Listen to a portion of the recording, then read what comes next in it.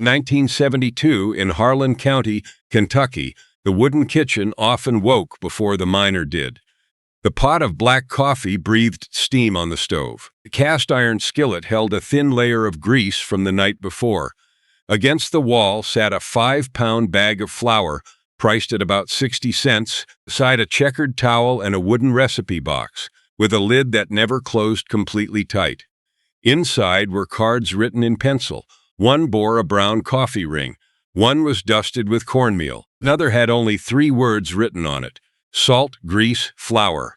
This story is about skill in labor and the way one person quietly cared for the whole family with hands that had memorized every sound in the skillet. Today, breakfast can be reheated in just a few minutes. Back then, time was measured by the changing rhythm of sizzling grease, the golden color on the bottom of a biscuit, and the weight of the dough on the tip of a spoon. Dish number 25 begins with a winter hunt. Dish number 14 carries the smell of cocoa that children waited for all week. Dish number 1 was nearly as large as a cat's head and once rested inside a miner's lunch pail. If this kitchen reminds you of someone who once cooked from memory, subscribe to the channel. The first card carries the scent of wood smoke, wild onions, and flour. The list begins with dish number 25. The forest and smokehouse entered the breakfast table. Before the light could reach the bottom of the valley, steam had already fogged the kitchen's small window panes. The stew pot in the corner of the kitchen still held the heat from the night before. On the cutting board lay a slab of salt pork wrapped in cloth, while a bundle of dried sage had just been taken down from a nail driven into the wall. Those mornings carried the smell of wood smoke, slowly cooked meat, and fat beginning to sizzle in a cast-iron skillet. The forest seemed to have followed the hunter home, remained in the meat storehouse throughout the winter, and then awakened once again on the table. Dish number 25. Squirrel stew with duff dumplings beneath the heavy iron lid. The squirrel stew simmered with small bubbling sounds.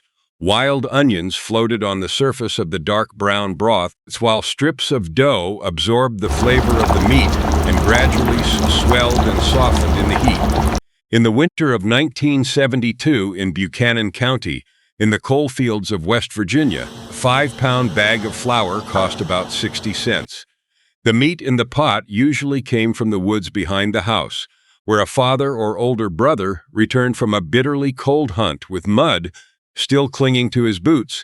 She cleaned the squirrels, cut the meat into small pieces, and browned them in hot fat until the surfaces tightened and seared. Water was added along with wild onions, and then the pot sat undisturbed on the stove for hours until the meat was tender and nearly falling from the bones. She mixed flour with salt and a little water, kneaded it into a firm dough, rolled it thin on a floured table, cut it into strips, and dropped them one by one into the broth. That pot was often started the night before, so that the next morning the whole family would have tender meat, hot broth, and filling dough dumplings together in the same bowl. In the hands of someone who knew how to make careful use of everything, one small animal became a breakfast large enough to share among many people. While the house sank into sleep, that pot stayed awake through the night. Dish number 24. Venison patties. The scent of dried sage and black pepper spread around the table where the hand-cranked meat grinder stood. In the cast-iron skillet, brown patties gradually turned dark brown, while a thin layer of fat crackled around their edges. After the 1972 hunting season in Mingo County, West Virginia, venison was mixed with pork fat to keep it tender. At the time, 1 pound of pork sold at retail for about 79 cents, so every portion of fat was used with the careful judgment that had become second nature. She ground the venison together with the pork fat, sprinkled in salt, pepper, and sage, and then worked the mixture evenly with both hands. Once the seasonings were thoroughly incorporated, she shaped the mixture into small round patties, placed them in a hot skillet, and turned each one until the outside was dark and firm while the inside remained juicy. Sausage-making day often brought several people together around one table. One person brought the meat, another turned the grinder, and another tasted the mixture before everyone debated whether it had enough pepper. Numbers to 12. Their voices mingled with the sound of knives striking the cutting board and the aroma of black coffee set nearby. The patties were divided, wrapped, and stored for the cold weeks ahead. The forest fed the kitchen. The kitchen kept everyone close. Dish number 23, salt, pork belly, with freed eggs. The thin slice of meat curled at both ends as soon as it touched the surface of the skillet. Fat rendered slowly with small popping sounds, while the smell of salt and smoke drifted through the still dark room.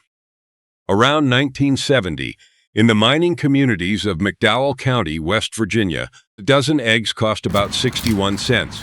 Salt pork was usually purchased as a whole slab, hung in the storehouse, and sliced little by little for many meals. She sliced the meat very thin, briefly soaked it in water when the salt flavor was too strong, patted it dry, and placed it in a cold skillet.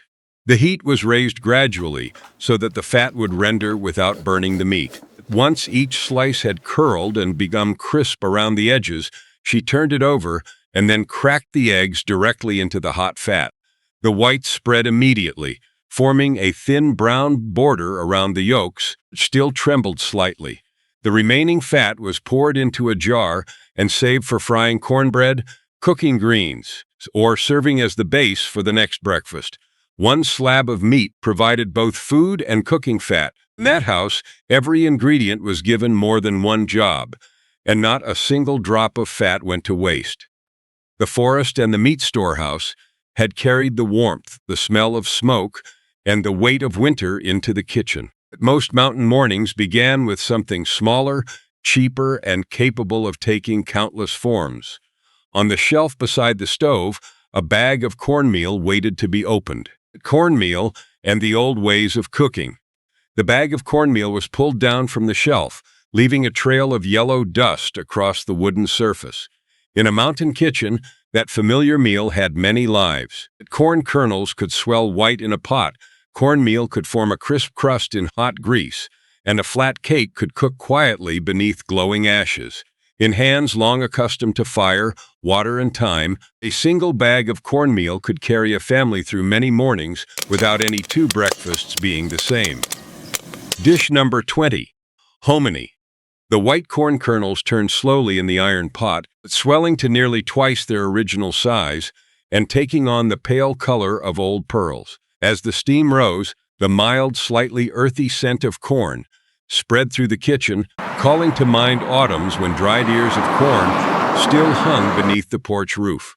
In 1972, in Swain County in western North Carolina, a medium-sized can of hominy cost about 20 cents. Although canned food had already found its way onto store shelves, some families still preserved the centuries-old method of preparing dried corn. She soaked the kernels using the method she had learned from those who came before her, stirred them slowly, rinsed them several times in clean water, changed the water, then cooked them until the outer skins came loose and the kernels became soft and plump. There were only a few penciled lines on the recipe card. The more important part lived in her memory of the water's color, the feel of the kernels beneath her fingers, and the exact moment when the pot needed to be taken off the stove. That knowledge was passed down by standing beside one another, watching and trying it by hand. After many hours, the corn had changed its form. Dish number 21, hot water cornbread. The moment the boiling water touched the cornmeal, a cloud of white steam fogged the enamel bowl. The spoon scraped against the side with a soft, dry sound while the yellow mixture gradually became thick and heavy with every turn. In 1972, in Harlan County, Kentucky, a 5-pound bag of cornmeal cost about 55 cents. She mixed the cornmeal with salt, poured in the boiling water a little at a time, and stirred until the mixture was thick enough to hold its shape. She wet her hands before shaping the dough into small pieces, gently flattening each one and lowering it into the hot grease. A sharp sizzle burst from the skillet the instant the dough touched it. the crust blistered and turned golden around the edges, while the inside remained soft. She flipped each cake at the exact moment when the scent of toasted corn began to grow stronger in the room.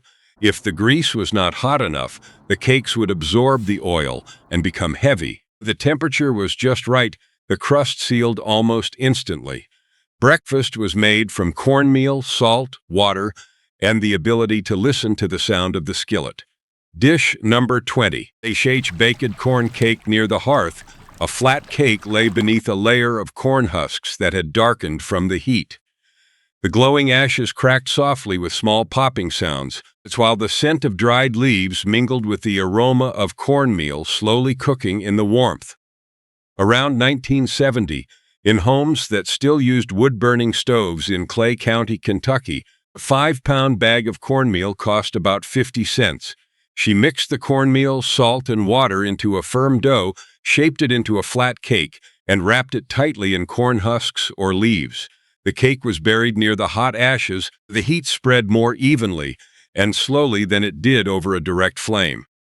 When enough time had passed, she used an iron poker to rake the cake out, brushed away the ashes clinging to the outside, and opened the wrapping. Steam rose from it, carrying the deep scent of corn and wood smoke. In the living room, the color television might have been showing the morning news. In the kitchen, the cooking method that had survived for centuries continued to feed the family. The old and the new lived beneath the same roof, while the ashes still held their warmth. The recipe box was opened once more. Fine yellow dust remained caught in the wooden groove. One card read only, hot water, salt, skillet very hot. The measurements rested in the palm of her hand. The time was measured by the changing rhythm of the sizzling grease, and the moment when the smell of the corn began to deepen. She carried the recipe in the way she stirred, the way she touched, and the way she stopped at exactly the right moment. When the final batch was lifted from the skillet, the cornmeal mush from the night before was still sitting on the shelf, waiting for morning to give it another form. Last night's supper became this morning breakfast. On the kitchen shelf, the mold of cornmeal mush had cooled and formed a firm skin after a long night. Nearby, half a cornbread loaf rested beneath a thin cloth, its edges drier than when it had first come out of the oven. By morning, the woman of the house stepped forward again, started the fire, set the skillet on the stove, and poured milk into an enamel cup. In her hands, leftovers would change in texture, change in temperature, and take on an entirely different appearance when placed on the table. Dish number 19. Freed cornmeal mush. The moment a slice of cold mush touched the hot fat, it let out a loud sizzle. The outer edges began to brown, curl slightly, and form a firm crust while the center was still cool. The smell of toasted cornmeal mingled with the aroma of bacon and spread through the kitchen like a signal that breakfast was nearly ready. In 1970, in Raleigh County, West Virginia, 1 pound of bacon cost about 95 cents. After dinner, she often saved the fat left in the skillet for the next morning. The cornmeal was cooked with water and salt until the wooden spoon could almost stand upright in the pot. She poured the mush into a mold, smoothed the surface, and left it to cool overnight. In the morning, the solid block was cut into thick slices, placed in hot fat, and turned on each side until a deep golden crust formed. Sometimes an egg was placed on top, its yolk trembling slightly against the crisp surface beneath it. The soft mush from the evening had become slices that made a faint crack beneath the knife. Dinner had entered a second life. Dish number 18. Grits. The knife passed through the block of white grits, leaving behind thick slices with cut surfaces as smooth as heavy cream. Once fried, the outside gradually became crisp, while the inside remained soft, warm, and silky. In 1972, in Charleston County, the South Carolina Lowcountry, a dozen eggs cost about 51 cents. She cooked the grits until very thick, poured them into a mold, chilled them, and then cut them into evenly sized slices. The fat in the skillet had to be hot enough for the surface to firm immediately when each slice was placed in it. She fried them slowly, waiting for the golden color to move from the edges toward the center before turning them over. Once both sides were crisp, she placed a fried egg or a hot slice of ham on top. The yolk broke open, ran through the small cracks, and soaked into the soft interior. This method appeared in many southern working communities, where cooks shared the understanding that a dish that had gone cold could still become appealing through one skillful transformation. The yolk found its way to the crisp crust. Dish number 17, cornbread with milk. Pieces of cornbread fell into a white enamel cup with a blue rim, making a light, dry tapping sound. Cold buttermilk was poured in, rising around each piece of bread and carrying with it a mild tang and the coolness of the food cellar. Around 1970, in Perry County, eastern Kentucky, half a gallon of milk cost about 66 cents. She crumbled cornbread left from the night before into a cup or bowl, poured fresh milk or buttermilk over it, and let the bread soak and gradually absorb the liquid. Some families sprinkled in a little sugar. Others preferred the plain taste of corn together with the milk's gentle tang. Young children might sit by the window, slowly stirring with a spoon before putting on their coats and leaving for school. Many years later, after new dishes had found their way into the kitchen, older people still remembered the feeling of the softened bread dissolving in cold milk. That cup preserved a piece of childhood. Heat had given the mush and grits a new crust. Milk had softened the bread left from the night before. Now, on the kitchen wall, the wooden ladle was lifted from its hook. A dried-out biscuit waited for hot gravies to bring it back to the table. The gravies that kept the biscuits warm. A dry biscuit was split open and placed on an enamel plate. Beside it, a spoonful of grease remained in the bottom of the skillet, clear beneath the firelight. She sprinkled in the flour, lifted the wooden spoon from its hook, and began to stir. The spoon scraped steadily against the cast iron, slow and warm like the ticking of a clock in an early morning kitchen. From that same starting point, the skillet could take on the white color and peppery bite of one gravy, the rosy red of tomatoes, the deep brown of cocoa. Dish number 16, sawmill gravy. The white gravy simmered gently around the edge of the skillet, dotted with tiny specks of black pepper. The steam from the warm milk spread through the room, while the gravy clung thickly to the spoon before falling in a slow ribbon. Around 1970, in Unicoi County, Tennessee, a 5-pound bag of flour cost about 59 cents. In logging families, that flour was often kept near the stove for making biscuits and cooking gravy for mornings that began very early. She browned the flour in the hot meat drippings, stirring steadily until the raw flour smell softened and gave way to an aroma faintly like toasted nuts.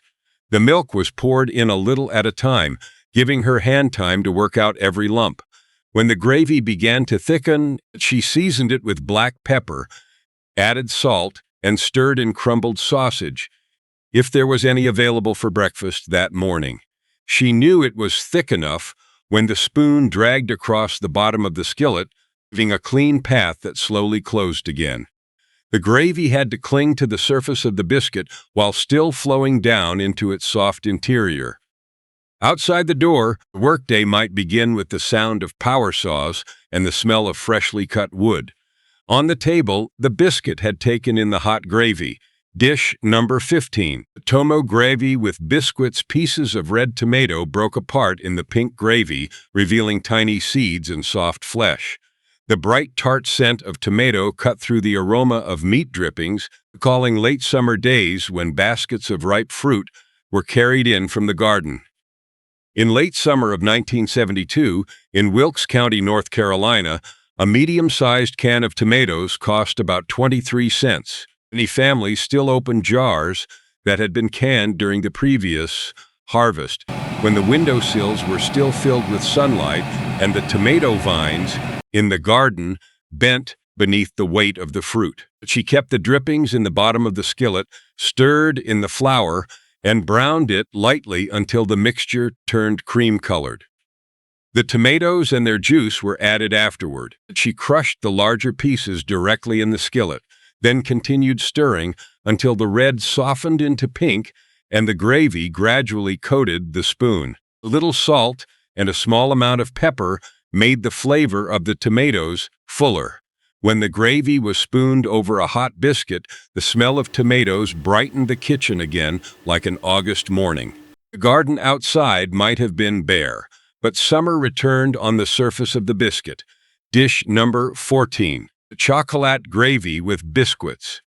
The warm smell of cocoa spread through the room before the sound of small footsteps could reach the kitchen door. The glossy brown gravy flowed over the freshly split biscuit, following the layers of its soft interior before pooling on the plate. In 1972, in Carroll County, in the Ozark Mountains of northern Arkansas, a 5-pound bag of white sugar cost about 69 cents. The cocoa was kept in a tin on a high shelf and was usually brought down only on Saturday mornings or on a day when the adults wanted to give the children something special. She mixed the flour, cocoa, and sugar directly in the skillet. The milk was poured in slowly while the spoon stirred constantly, gradually smoothing the mixture. The brown color deepened, the surface of the gravy began to shine, and its thickness became almost like a thin custard. As soon as the biscuits came out of the oven, she covered them with the gravy while both were still hot. The biscuits made the sweetness more filling, but the cocoa gave the familiar morning a different feeling. The children sitting near the table often watched every ribbon of gravy as it fell. That morning tasted like chocolate. Inside the recipe box, one card bore a round brown stain in the corner. It might have been coffee, or it might have been cocoa. The penciled line said only, "Stir until the spoon leaves a clean path across the bottom." The kitchen taught through the color of the gravy, the sound of the simmer, and the aroma gradually changing in the skillet. When the last biscuits had soaked up the hot gravy, the spoon was set down, and eggs and meat were brought out again, ready for mornings tied to long work shifts. Eggs, meat, and mornings of hard labor. After the biscuits covered in hot gravy, the kitchen returned to the hurried rhythm of the workday. Some breakfasts were eaten while members of the household were still buttoning their shirts, tying their shoes, or searching for the gloves left near the door. Food was tucked between slices of bread, placed beside a bowl of hot grits, or eaten at the edge of the table before the sound of a vehicle came from the road outside. Eggs were often cracked into the fat left behind after the meat had been fried, carrying the flavor of whatever had just left the skillet. Dish number 13, fried bologna and egg sandwich. The thick slice of meat puffed up in the center of the skillet, its outer edge curling into a ring and darkening as the fat hissed softly. In 1972, in Scott County, Tennessee, 1 pound of white bread cost about 25 cents. That soft bread was often already waiting on the table for a breakfast that could be wrapped up and carried along. She cut the bologna into thick slices and used the tip of a knife to make several small cuts around the edges so the meat would lie flat when it met the heat. After both sides had browned, she lifted the meat from the skillet and cracked an egg into the still hot fat. The white spread wide, small bubbles forming around the edges, while the yolk remained a deep yellow in the center of the skillet. Meat and egg were placed between 2 slices of bread. She pressed down gently with her palm so the yolk soaked into the soft interior, leaving a warm yellow streak along the edge of the bread. In farming or sawmill families, this dish suited a busy Saturday morning, when someone could take a few bites and walk straight out into the yard. 2 slices of bread held the entire morning together. Dish number 12, livermush with eggs and grits.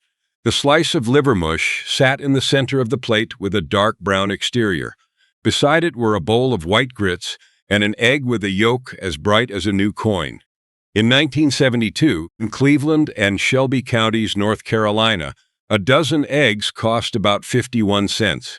In the textile towns of the foothills, livermush had become a familiar flavor in many working families. She cut the livermush into thick slices, placed them in a very hot skillet, and fried them quickly so that a crust formed on the outside. A metal spatula made a dry clacking sound against the bottom of the skillet each time she turned a slice. The center remained soft, holding the rich flavors of liver, pork, and pepper.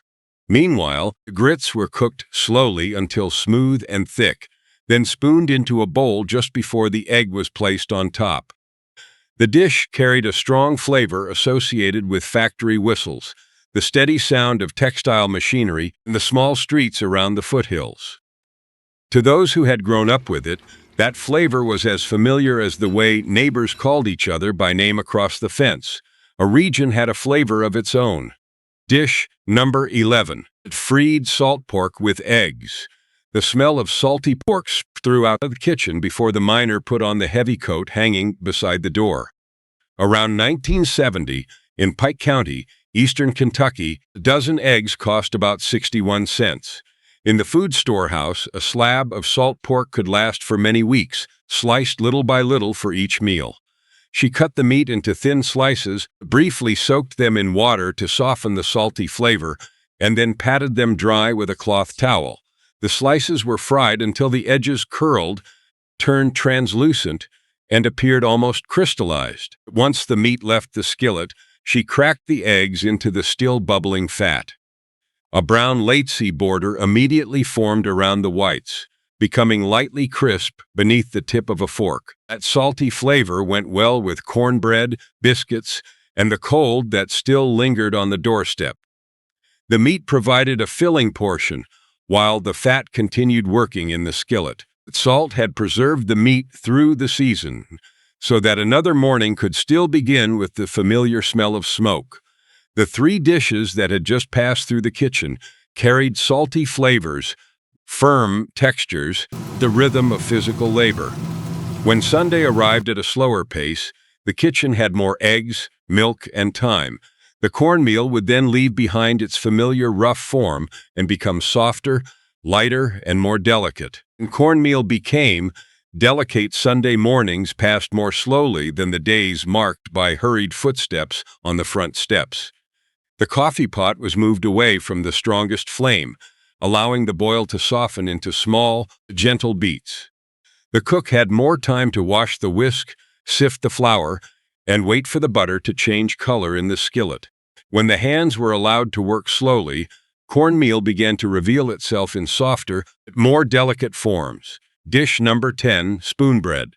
The surface of the bread rose in the oven, turning pale gold on top and trembling slightly when the skillet was set on the table. A fragrant wave of milk and butter escaped around the edges, giving the whole room the warmth of a morning with time to spare.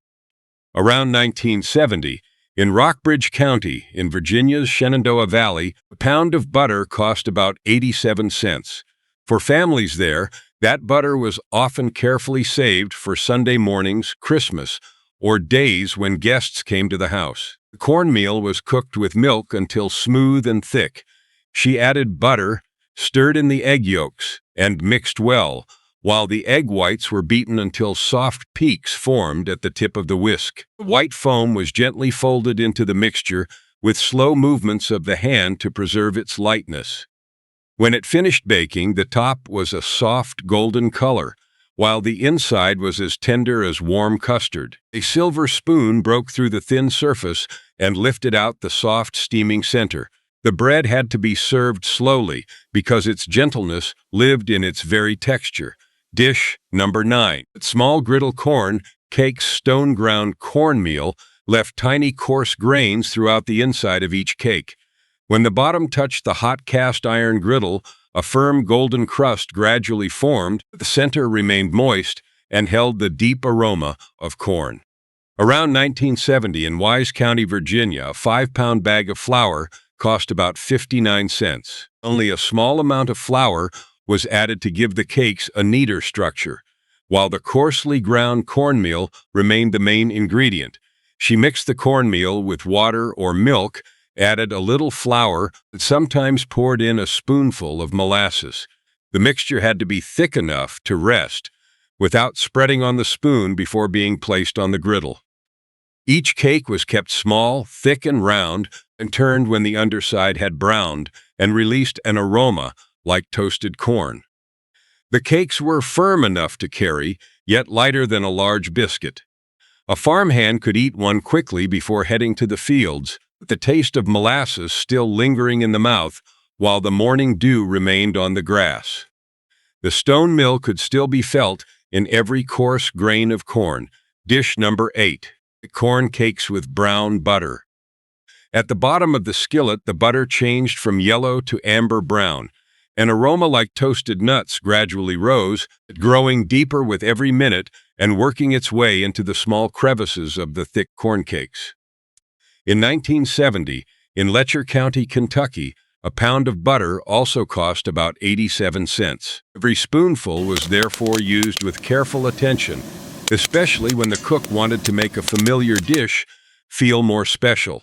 She mixed the cornmeal with salt and just enough water, wet her hands, and shaped the mixture into thick pieces. The cakes were fried until the outside darkened, the edges became firm, and the inside remained dense. The brown butter at the bottom of the skillet was saved, mixed with a little fresh butter, and poured into each cake after it had been split open. The hot butter flowed through the grain of the cake, carrying a deep aroma and a gentle richness. The simple ingredient was completely transformed by the patience of the person standing at the stove. The butter found its way into the very center of the cake. Sunday light passed through the curtain and lay across the table in a narrow band. The cast iron skillet was placed in the center, where everyone could reach toward it with a spoon or a hand. The refinement of a working family's kitchen grew from time, skillful hands, and years of understanding a familiar ingredient. Outside the window, the apple branches were already heavy with fruit. Cinnamon would soon be taken down from the shelf, and the kitchen was preparing to carry a different fragrance. April season and the changing mountain kitchen September changed the smell of the kitchen. Baskets of apples were placed beneath the table, their red and yellow skins still holding the dew from the orchard. The jar of cinnamon was taken down from the shelf, and as soon as the lid was opened, it released a dry, warm fragrance. At the grocery store, canned foods were appearing in greater numbers. At home, the cast iron skillet remained on the stove, continuing to receive both what had just been picked from the trees and what had just been brought back from the store counter. Dish number 7, fried apples. With biscuits, the smell of apples, butter, and cinnamon drifted through the doorway, gently sweet, as though an autumn morning had just stepped inside the house. The thick apple slices gradually softened in the skillet, their edges still held a slight crispness when touched by the tip of the spoon.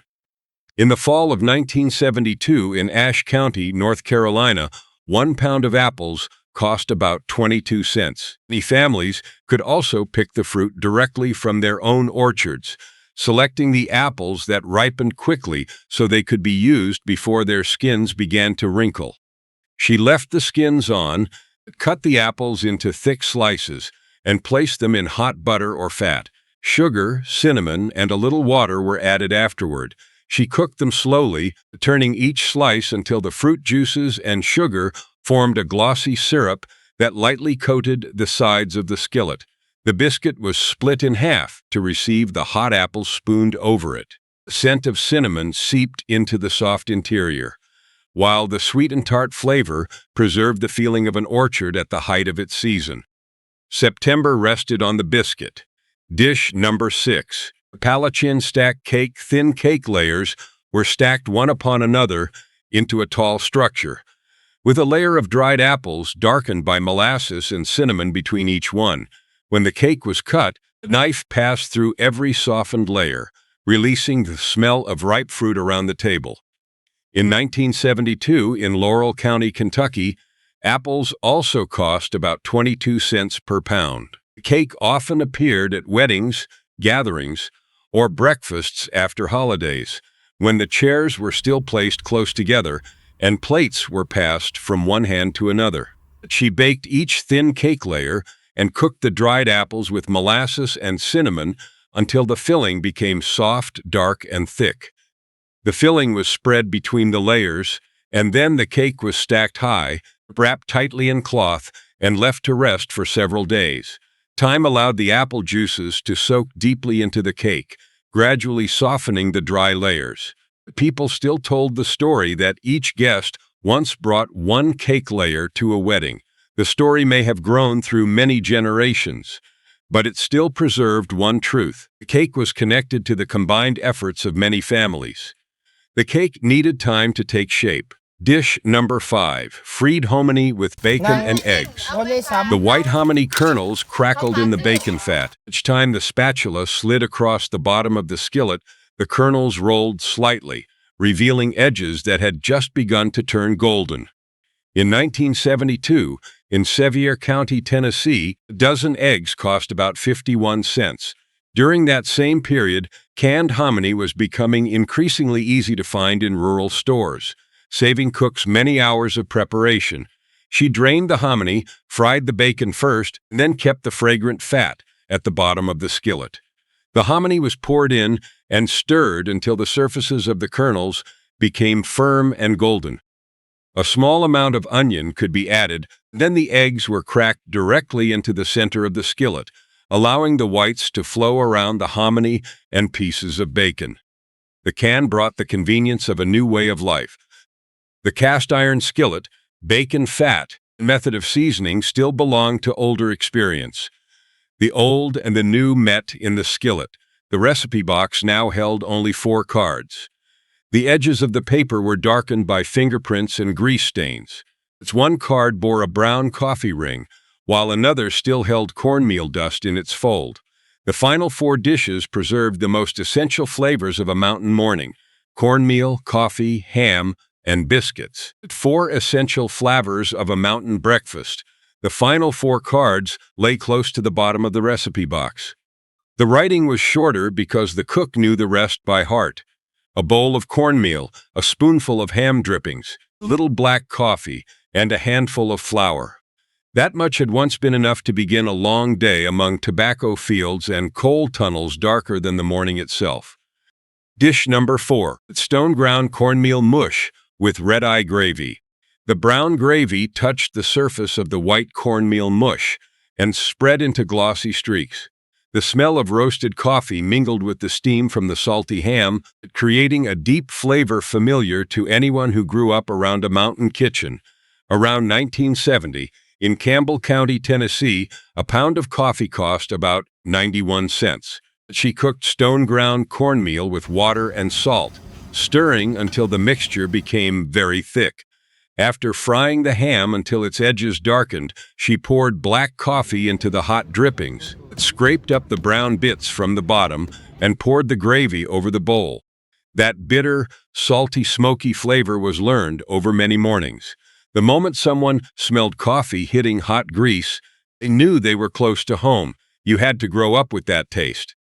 Dish number 3, cornmeal griddle cakes. The thin cornmeal batter fell onto the hot cast iron and sizzled into a delicate circle. The edges spread outward, gradually dried and turned golden, becoming as crisp as a strip of lace around the soft center.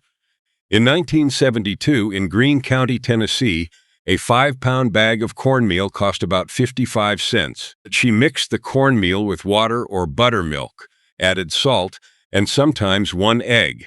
The skillet was heated with a thin layer of meat drippings. She spooned in the batter, let the edges spread on their own, and quickly flipped the cake when the smell of toasted corn began to rise. A farmhand could eat the cake while still standing beside the table, as he already holding his hat in the other hand, as he prepared to head into the tobacco fields. The cake cooked quickly, was easy to carry, and was filling enough for the first hours of the day. When the door opened, light had only just reached the yard. The sun rose after the cake. Dish number 2, ham biscuits with red-eye gravy black coffee poured into the ham drippings with a rough sizzle, drawing the smells of smoke, salt, and browned bits back up from the bottom of the skillet. Around 1970, in McDowell County, West Virginia, a pound of coffee cost about 91 cents. She fried the ham until the edges curled and darkened, moved the meat, and poured coffee into the skillet. The spoon scraped closely across the cast iron, gathering every brown bit into the thin gravy. She split the biscuit, placed a slice of ham between the halves, poured the gravy over the soft interior. The taste of coffee soaked through every layer of the biscuit, connecting the pot on the stove with the metal lunch pail waiting beside the door. Coffee had become part of breakfast. Dish number 1, cathead biscuits. Before dawn, she pinched off a large handful of dough, placed it in her palm, and shaped it with a few short movements. The piece of dough was soft, rough, nearly as large as the head of a small cat. The cast iron skillet had already been greased and was waiting for the biscuits to be placed close together. In 1972, in Harlan County, Kentucky, a 5-pound bag of flour cost about 60 cents. In mining families, the biscuits were often made while the man of the house was getting dressed and preparing to go down for his shift. She mixed flour, lard, buttermilk, and baking powder until the ingredients had just come together, then stopped working the dough. She pinched off large portions, shaped them roughly, placed them close together in the skillet, and baked them at high heat. The tops turned golden, the bottoms became crisp, and the soft interiors separated into layers when the biscuits were split open.